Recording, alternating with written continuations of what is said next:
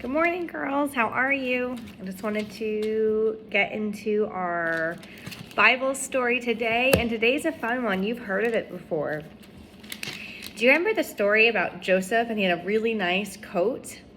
Yeah, and all of his brothers were jealous of it. That's what we're going to learn about today, and that's from Genesis chapter 37. So let's get into it. Jacob lived in the land of Canaan. It's the land where his father had stayed. Here is the story of Jacob. Joseph was a young man. He was 17 years old. He was taking care of the flocks with some of his brothers. They were the sons of Bilhah and the sons of Zilpah, his father's wives. Joseph brought their father a bad report about them. Israel loved Joseph more than any of his other sons. Joseph had been born to him when he was old. Israel made him a beautiful robe. Joseph's brothers saw that their father loved him more than any of them, so they hated Joseph. They couldn't even speak one kind word to him. Joseph had a dream. When he told it to his brothers, they hated him even more. He said to them, "Listen to the dream I just had. We were tying up bundles of grain out in the field. Suddenly my bundle rose and stood up straight. Your bundles gathered around my bundle and bowed down to it."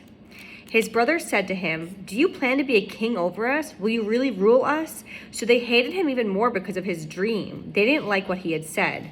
Then Joseph had another dream. He told it to his brothers. "Listen," he said, "I had another dream. This time the sun and moon and 11 stars were bowing down to me." He told his father as well as his brothers. Then his father objected. He said, "What about this dream you had? Will your mother and I and your brothers really do that? Will we really come down and bow to you on the ground in front of you?" His brothers were jealous of him, but his father kept the matter in mind.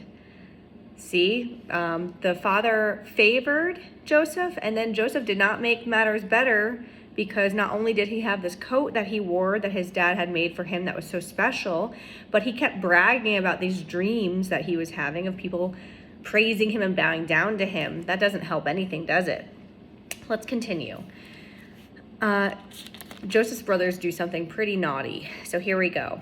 Joseph's brothers had gone to take care of their father's flocks near Shechem. Israel said to Joseph, "As you know, your brothers are taking care of the flocks near Shechem. Come, I'm going to send you to them." "All right," Joseph replied. So Israel said to him, "Go to your brothers, see how they're doing. Also see how the flocks are doing. Then come back and tell me." So he sent him away from the Hebron Valley. Joseph arrived at Shechem.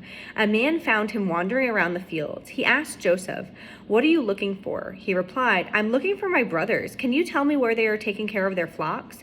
"They've moved on from here," the man answered. I heard them say, "Let's go to Dothan." So Joseph went to look for his brothers. He found them near Dothan, but they saw him from a long way off, and before he reached them, they made plans to kill Joseph. So his brothers were plotting to kill him. "Here comes that dreamer," they said to one another. "Come, let's kill him. Let's throw him into one of these empty wells. Let's say that a wild animal ate him up. Then we'll see whether his dreams will come true."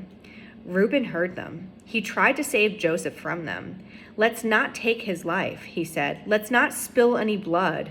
Throw him into this empty well here in the desert, but don't harm him yourselves." Reuben said that to save Joseph from them, he was hoping he could take him back to his father. When Joseph came to his brothers, he was wearing his beautiful fancy robe. They took it away from him. They threw him into the well. The well was empty. There wasn't any water in it. Then they sat down to eat their meal. As they did, they saw some Ishmaelite traders coming from Gilead. Their camels were loaded with spices, lotion, and myrrh. They were on their way to take them down to Egypt. Judah said to his brothers, "What will we gain if we kill our brother and try to cover up what we've done? Come, let's sell him to these traders. Let's not harm him ourselves. After all, he's our brother. He's our own flesh and blood." Judah's brother agreed with him. The traders from Midian came by. Joseph's brother pulled him up out of the well. They sold him to the Ishmaelite traders for 8 ounces of silver. Then the traders took him to Egypt. So all of Joseph's brothers threw him in a well, hoping to kill him. Then their conscience told them that was wrong. So instead of just rectifying the situation, fixing it, and letting the man live, they pulled him out, let him live, but they sold him as a slave to the Egyptians. Later, Reuben came back to the empty well. He saw that Joseph wasn't there. He was so upset that he tore his clothes. He went back to his brothers and said, "The boy isn't there. What should I do?" Then they got Joseph's beautiful robe. They killed a goat and dipped the robe in the blood. They took it back to their father and said, "We found this. Take a look at it. See, it's your son's robe." Jacob recognized it. "It's my son's robe. A wild animal has eaten him up." Joseph must have been torn to pieces. Jacob tore his clothes. He put black clothes on, and he sobbed over his son for many days.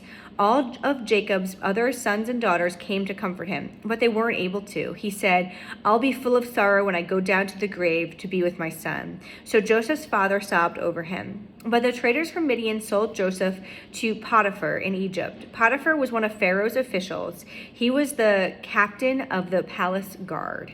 All right, so we have a man named Joseph, who was the favorite of his father's sons. There were 12 sons.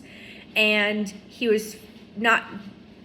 got a fancy coat from his dad because he loved him so much. And all of his brothers were very jealous. And Joseph also wasn't that socially smart. So he was bragging all the time about these dreams he had about how famous he was going to be and how royal he was going to be. And so his brothers plotted to kill him. And then instead of killing him by force, they decided to just leave him in a well to starve and die of thirst.